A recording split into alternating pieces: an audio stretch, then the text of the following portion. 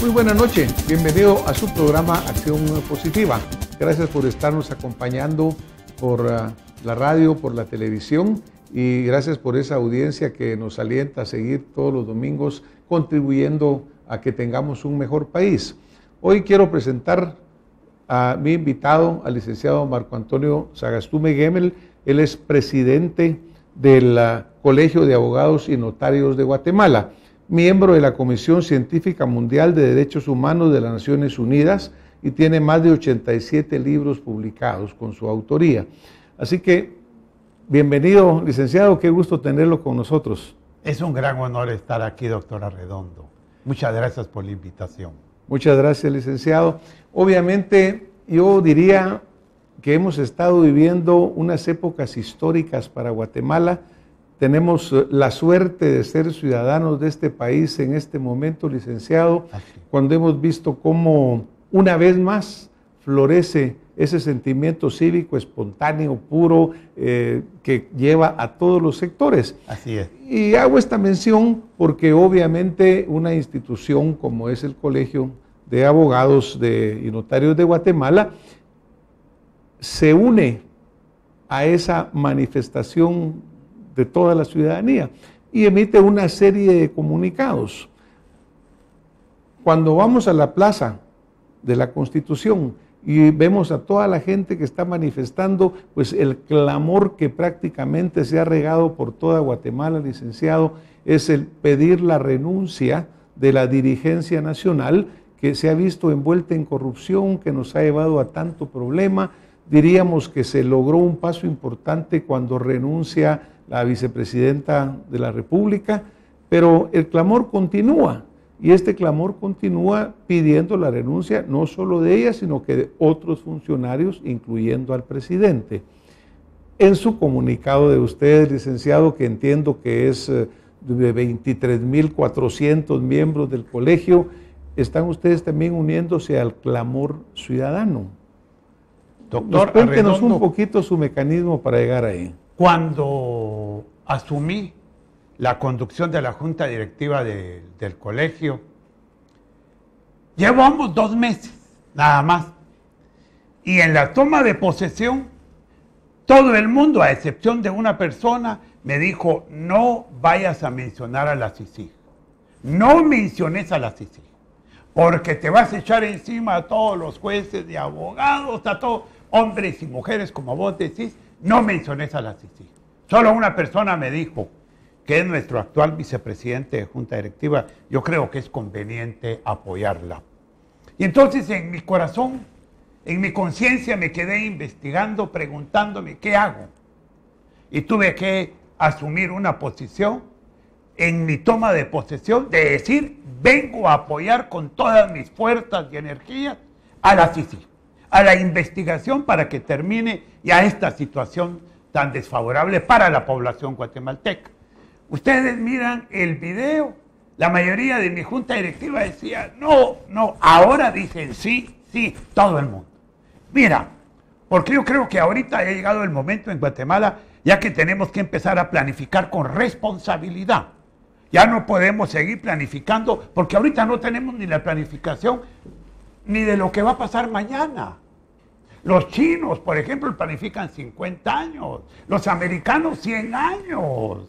Entonces, nosotros no podemos seguir planificando, no sabemos qué va a pasar la semana entrante. Y entonces, el Colegio de Abogados y Notarios, que somos los especialistas en el Estado de Derecho, porque si una persona se enferma, llamamos a un médico, hombre o mujer, para que se cure. Pero cuando el Estado de Derecho está enfermo, llamamos a un abogado y notario, hombre y mujer, porque son los que analizamos y estudiamos todo lo que tiene que ver con la legalidad, con la institucionalidad. Entonces, es vital que el colegio señale el camino jurídico, pacífico a seguir. De repente me entero que el colegio no ha participado. Bueno, la anterior junta directiva apoyaba a la vicepresidenta Roxana Valdetti y estaba en contra de la CICIG. Y estaban a favor de lo que decía el presidente, que se vaya a la CICIG. No, yo vine totalmente con el pensamiento contrario. Porque ya estamos, miren, Y hemos llegado a un momento tan grave en que ya cuando le están inyectando a los pacientes renales agua con azúcar y se están ya muriendo 15, no es el momento de que nos toque la conciencia como pueblo, que nos vibre el corazón y decirle ya basta. Cuando nos dicen vamos a echarles 166 millones de quetzales más 22 más de trámites de agua con sal en el lago de Amatitlán para sanearlo, nos están viendo la cara ya demasiado, ¿no? Entonces, miren, yo siento que ahorita estamos en un momento en que me dicen, no hay líderes. No, yo sí veo líderes, y muchos líderes. Usted, doctora Redondo, es uno de ellos. Usted, por ejemplo, fue ministro de este gobierno de salud, nada más se dio cuenta de lo que venía, se salió. Y tiene 3 años y pico de darnos un mensaje de revalorización, de la necesidad de revalorizar el sistema político guatemalteco. Usted no lo ha dicho tantas veces, yo escucho este programa. Entonces, digo ya, el pueblo de Guatemala ahorita está, miren, en un momento de euforia. ¿Por qué? Porque ha triunfado el pueblo. Pero el pueblo ahorita, cuando me dicen a mí, Maco, recomendar a la población de Guatemala que se tienen que tener proyectos. No, el pueblo no quiere ya proyectos. El pueblo quiere soluciones inmediatas, no quiere que se nombren comisiones. Lo que el pueblo quiere es que en los hospitales haya medicinas, que los médicos, hombres y mujeres, estén trabajando las 24 horas, porque es el derecho humano a la salud. Lo que necesitamos, por ejemplo, es estar viendo cuando estos cartelones que dice obra terminada y no la han empezado. No, eso ya es una vergüenza. Queremos ver que se esté trabajando. Queremos que se empiece a eficientar, que haya eficiencia en el Estado, porque no la hay. Miren, ¿por qué el colegio le ha pedido la renuncia muy respetuosa al señor presidente de la República? Y digo señor presidente porque estoy respetando a una mayoría de 2 millones y pico que votaron por este partido. Por él yo ya ni tengo el respeto después de todo lo que me he enterado de esta situación por los medios de comunicación social. El pueblo ahorita quiere acciones inmediatas, que se le atienda, ya que se le respete. Miren, en Guatemala nos han dicho, primero usted tiene que cumplir sus deberes, de ahí le vamos a cumplir sus derechos. Eso es mentira. ¿De dónde sacan eso? Es tonto decir eso. Miren, no hay ningún requisito previo para el cumplimiento de los derechos humanos. Los deberes tienen un desarrollo, como dice el maestro Hart, en la teoría de la justicia, y los derechos tienen otro desarrollo. Aquí los derechos humanos le han puesto un San Benito de que son comunismo. Ay, pero si nacen especialmente con los planteamientos del presidente Jefferson, de Abraham Lincoln, en la enmienda 13, no podemos decir, en derechos humanos no es izquierda o de derecha, sino es un mensaje que tenemos que tener en Guatemala. A mí me dicen, Maco, es que hay que tener cuidado porque los comunistas, mira, les digo yo, Guatemala no tiene problemas de ideología, sino de honestidad. Porque en el gobierno pasado eran de izquierda. Y la corrupción no me van a decir que no estuvo presente también y fuertemente. Claro, en este gobierno sí ya fue escandaloso. Ya nos miraron así como que si éramos un rebaño de ovejas. Entonces nos indignamos.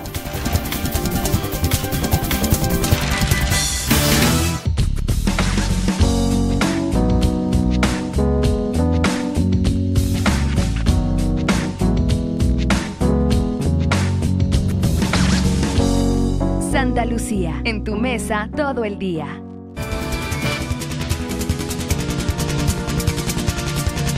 Ya nos miraron así como que si éramos un rebaño de ovejas. Entonces nos indignamos, como dijo Stefan Hessen, que todavía fue el último que falleció de los autores de la Declaración Universal de Derechos Humanos del 48. Entonces, ahorita en estos momentos, ¿por qué estamos pidiendo la renuncia? Entendámoslo. Mientras el señor presidente constitucional siga ahí, Roxana Valdetti sigue teniendo todo el apoyo oficial. Todo. Los ministros que se han ido van a seguir teniendo el apoyo oficial. Miren ustedes.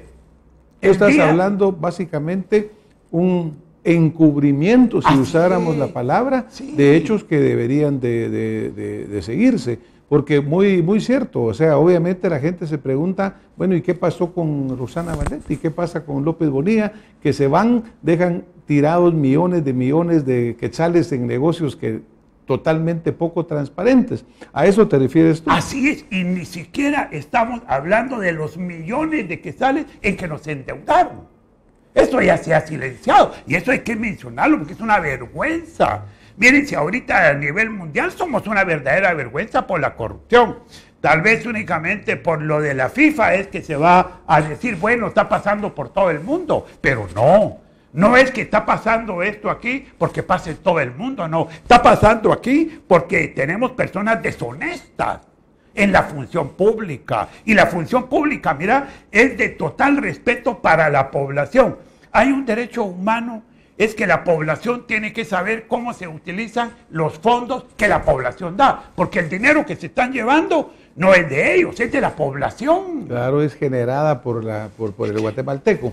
Ahora, pues hemos visto, obviamente, este señor presidente tiene sus formas de expresarse, porque antes decía, no quiero a la CICIG, y de repente, de la noche a la mañana, un día empezó a decir que él era el que había pedido que se quedara. Pero por otro lado, también estamos oyendo constantemente que él dice que no va a renunciar, y usan la expresión para mantener la institucionalidad, ¿verdad? Una institucionalidad que ellos fueron los primeros en violentar totalmente, en faltarle, ¿verdad, Maco? Cuando vamos un poquito en la historia de Guatemala, encontramos que en 1 de julio de 1944, Jorge Ubico, dictador de 14 años, tomó la decisión de renunciar. Buscando, investigando en diferentes textos, hay alguien que dice, mire, a este hombre que era el clásico ejemplo del militar férreo y duro, le dio vergüenza y tuvo la dignidad de retirarse del cargo cuando vio que la población, sus amigos, le estaban diciendo que se fuera. El doctor Wunderlich se lo El pidió. doctor Wunderlich, Cáceres Lenov, bueno, una serie de personalidades. Manuel ¿no? Galich. Manuel Galich. Julio César Méndez Montenegro. Julio César Méndez, que hicieron historia. Pero el punto realmente clave es de que se habla que a el hombre le dio vergüenza y tuvo la dignidad. ¿Será que esta gente va a no tener esa vergüenza y esa dignidad? Cuando en aquel momento fueron 311 firmas. Sí. Hoy han sido 60,000, 100,000, 1,000,000 de guatemaltecos pidiéndoles que se vayan. ¿Cómo explicás que no tengan esa dignidad y vergüenza de renunciar? A mí me decían, ahora en un seminario que estuve de transparencia en la mañana, me decían, es que la embajada y el CACIF todavía no han determinado qué hacer. Le digo, pero ¿cómo me estás diciendo eso vos como abogado? Le digo, y entonces la soberanía popular, ¿dónde está? Quien debe decir en Guatemala es la población, y está decidiendo. Y si el señor presidente continúa en su obcecación de continuar para proteger a los suyos, estas manifestaciones ya están empezando en todos los departamentos.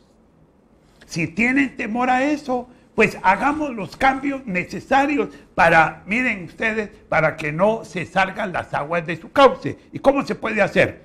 Dentro de la forma legal institucional. Ya tenemos un vicepresidente. También hubo errores, porque en la Constitución dice, el presidente presentará una terna. Presentó una y no la aceptaron. Luego a una persona no la quisieron. Entonces, deberían de haber elegido entre los dos que quedaban, pero no lo hicieron. Pidieron otra terna, ahí ya están violentando la Constitución. Aunque es en una palabra, singular y plural. Yo estoy diciendo que pusieron 3. Luego después pusieron a Oliverio García Rodas, pero que llegaba como diputada la principal ayuda de Roxana Valdetti, entonces no conviene al Congreso. Entonces presentaron otra con el licenciado Alejandro Maldonado, que es mi amigo, yo lo respeto mucho, es un hombre honesto. Entonces, ya tenemos a un vicepresidente, ya está ahí. Si el señor presidente de la República renuncia, el vicepresidente pasa a ocupar su cargo. Y el vicepresidente en funciones presenta una terna al Congreso para que se elija a un vicepresidenciable, hombre o mujer, para que no se rompa la legalidad y se pueda dar dentro del marco de las elecciones, porque el colegio dice, las elecciones se tienen que dar, si no hay un rompimiento constitucional. Ese es un buen punto, porque otro de los señalamientos del guatemalteco es ese caballo de Troya que sentimos que se está produciendo, porque un sentimiento es de que sin un cambio en el sistema de cómo vamos a elegir, si repetimos exactamente lo mismo, vamos a tener más de lo mismo. Tú te recuerdas que cuando sale Jorge Serrano, pues viene la depuración y pareciera que va a cambiar. Y casi que cuántos años después resulta que estamos otra vez en el mismo desastre. Pero la pregunta que hemos recibido nosotros de muchos ciudadanos es, bueno, tenemos claro que el presidente se puede ir, que es bueno que se vaya, que debía de tener la dignidad y la vergüenza de irse para permitir que el sistema democrático siga adelante, que no se encubra a culpables, pero no lo está haciendo, pero hay que seguírselo exigiendo. Pero por otro lado, me preguntan a mí los ciudadanos, doctor, ¿hay forma de retrasar estas elecciones? ¿Sí o no? No hay. En mi criterio, la legalidad está bien clara. No se puede decir, vamos a pasar las elecciones, porque es el Tribunal Supremo Electoral quien da esas fechas. Constitucionalmente está así, ya está marcada la fecha de las elecciones. ¿Retrasémoslas durante un año? No es posible, porque hay un rompimiento constitucional. Y lo que tenemos que cuidar es este libro que representa un futuro para las futuras generaciones. Mira, lo que Guatemala está pidiendo ahorita, porque yo me uno a esa petición, ya no queremos politiqueros. Mira, queremos estadistas. ¿Cuál es la diferencia entre un politiquero y un estadista? El politiquero es el que llega al gobierno, representación estatal, ¿verdad?, a ver qué saca. Y su primer pensamiento son las futuras elecciones. El estadista llega al Estado o al gobierno a ver qué aporta. Y su principal pensamiento son las futuras generaciones. Los actuales que están ahorita, miren ustedes, les pido disculpas por lo que voy a decir, pero no están pensando en las futuras generaciones, sino están pensando en qué dinero les va a quedar. Es que esto ya se generalizó, esto ya está en todos los aspectos. Pues desafortunadamente, obviamente, tú le has dado la respuesta que el guatemalteco tal vez no quisiéramos oír, es decir, no podemos parar las elecciones. Sí, porque ¿verdad? Me están diciendo es que no le toca al que mire, yo no me meto en estas cosas, lo que les digo es que con los que tenemos que ir a elecciones. Y tenemos hasta el 11 de junio para presentar los candidatos. Miren, hay varios partidos políticos que no tienen candidatos. Hasta el 11 es la última fecha. Sí se pueden presentar candidatos, necesitamos gente honorable, porque ahorita la clave es honorabilidad. Personas como tú, Francis, con una familia, una trayectoria de honorabilidad. Eso es lo que necesita Guatemala, pero que se pueda comprobar. Y hay muchos guatemaltecos, hay muchos guatemaltecos que obviamente quieren contribuir, pero tenemos también, como decía, creo que es Oscar Clemente Marroquín, cuando dice hay una camisa de fuerza que nos está prácticamente teniendo prisioneros, porque el sistema hace que se puedan perpetuar gente que no está bien, que no está correcta. Oscar Clemente es un líder, por ejemplo. Sí, y hay muchos líderes como él, hay mucha gente que quisiera contribuir. Por cierto, pues obviamente aquí tienen ustedes acompañándonos esta noche acá un ejemplar de la Constitución Política de la República de Guatemala, que exactamente hoy, en este domingo, está cumpliendo 30 años. 30 años de haberse firmado, de haberse publicado y ser nuestra Carta Magna vigente. Maco, dentro de las situaciones que se dan está la pregunta, a ver, ¿hay espacio para convocar a una constituyente en este momento? ¿Esta constitución de veras la hemos usado como debe usarse o realmente hay muchas cosas que están pendientes? Así es. ¿Tú piensas? En mi criterio, no es el momento para una Asamblea Nacional Constituyente.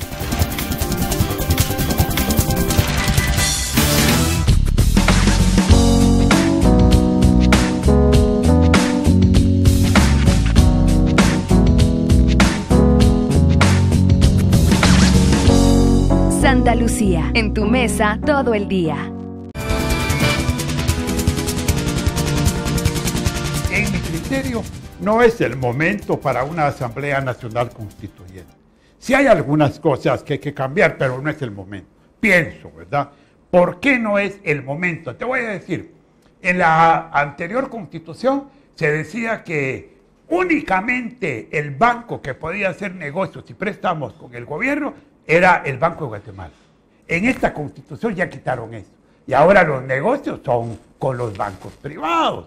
Entonces, eso es peligroso. Entonces, para que no nos metan goles a ese nivel al pueblo, yo creo que lo que se tendría que hacer son reformas al sector justicia. Y esto sí se puede hacer sin ninguna Asamblea Nacional Constituyente. Porque mira, la población de Guatemala lo que está pidiendo es justicia. Bueno, dale a cada quien lo que le corresponde de acuerdo a toda su axiología.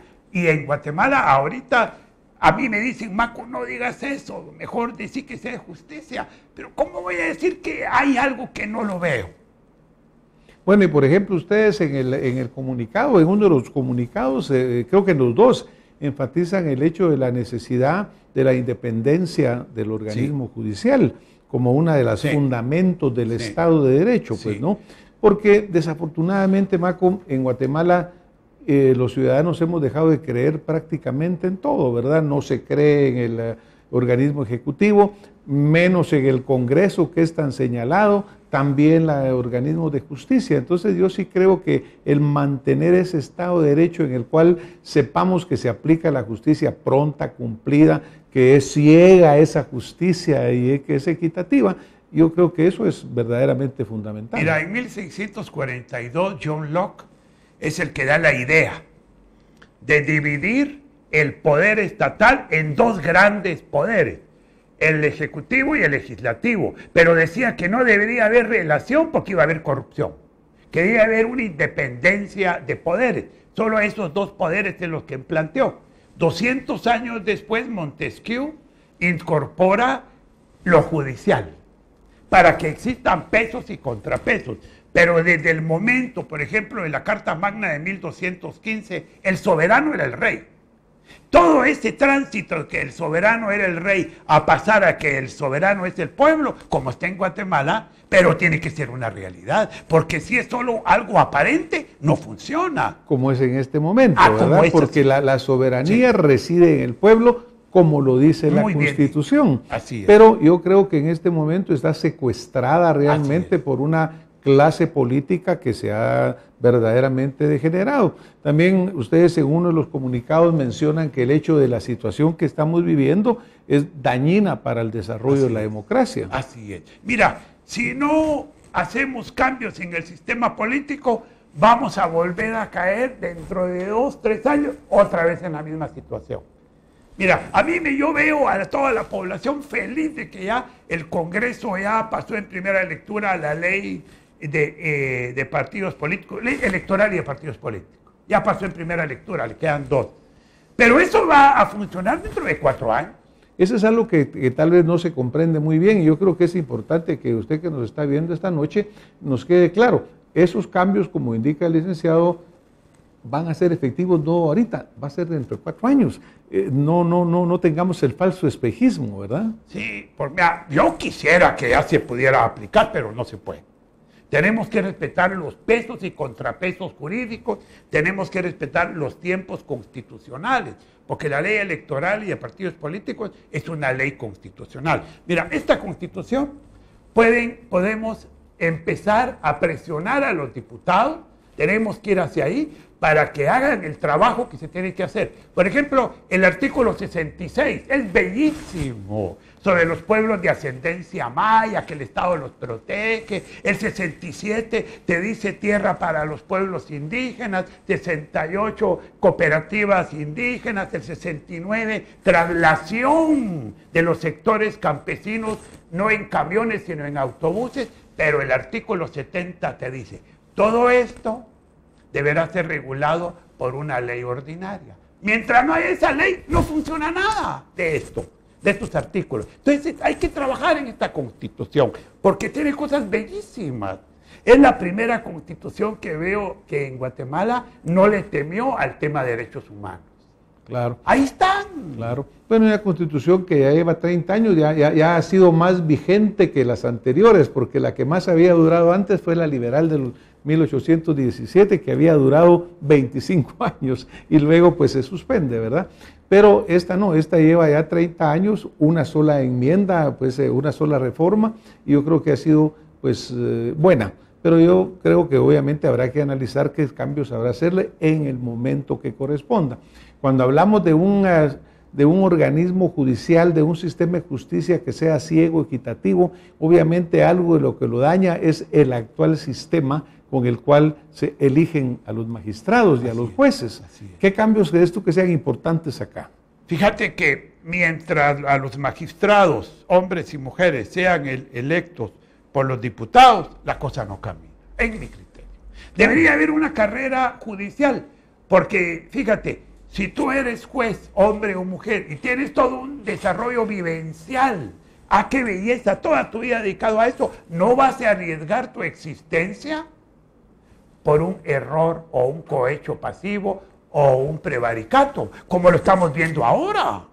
Claro. Estamos jueces, mira, como, por ejemplo, jueces como lo tenemos en España, en Francia, en Estados Unidos, de carrera judicial de toda una vida. Claro, y eso les da una gran independencia, sí, les permite ser objetivos, sí, y a la población también les permite confiar plenamente en un sistema de justicia, ¿no? Pero mira, Francis, yo sí te quiero decir, a mí me dicen todo el organismo judicial está corrupto. Palabra de honor que no. Yo conozco jueces, hombres y mujeres que son verdaderamente honorables, mira, pero honorables. No te voy a decir que todo es así, pues no. Sí, sé que hay errores graves, sé que la corrupción se ha ido generalizando, pero sí conozco muchos hombres y mujeres que trabajamos en el organismo judicial como abogados y son honorables. Bueno, yo te puedo asegurar, Marco, yo comparto ese sentimiento, que la inmensa mayoría de los guatemaltecos somos gentes honestas de trabajo, que queremos hacer las cosas bien. Me gusta ese pensamiento. Que desafortunadamente se nos han infiltrado pues sí, los malos y que han prevalecido, pero que el guatemalteco ahorita en este momento, verdaderamente aprovechando esta primavera democrática que estamos viviendo, hay que ver que no se pierda, Marco, que no nos engañen, que no nos vuelvan a dar caballos de Troya, sino que persista, que siga adelante, porque yo creo que es una época de cambio, que hay que aprovecharse para que Guatemala tenga un mejor futuro. Desafortunadamente, hoy nos vamos a tener que ir porque aquí el tiempo se fue muy rápido y yo te quiero pedir en unos 30 segundos, abusando de la cortedad, que nos dejaras un mensaje que creyeras tú fundamental para la audiencia que tenemos esta noche. Cómo no, en primer lugar al señor presidente constitucional de la República, pedirle que haga caso del clamor popular. Ya no lo queremos, se lo decimos con todo respeto. Mientras usted siga, va a tener el apoyo todos estos ministros y funcionarios que han delinquido, y lo digo con esta palabra tan grave, en materia de corrupción. A la población de Guatemala, tengamos la cordura y el pacifismo necesario para llevar a cabo todas estas manifestaciones. La población también tenemos que aprender, especialmente yo, a manifestar, pero dentro de la legalidad. No obstaculicemos ni las vías en absoluto. Aprendamos a manifestar, pero expresémonos con energía, pero con esa paz del espíritu que llevamos toda la colectividad en Guatemala. Y recobremos la palabra de honor para decirle, señor presidente, palabra de honor, ya no lo queremos. Muchísimas gracias, licenciado. A ustedes que nos han acompañado, pues yo creo que hemos oído hoy conceptos muy importantes. Gracias por estar con nosotros. Nos vemos la próxima semana firmes por Guatemala y con más acción positiva. Muy buenas noches.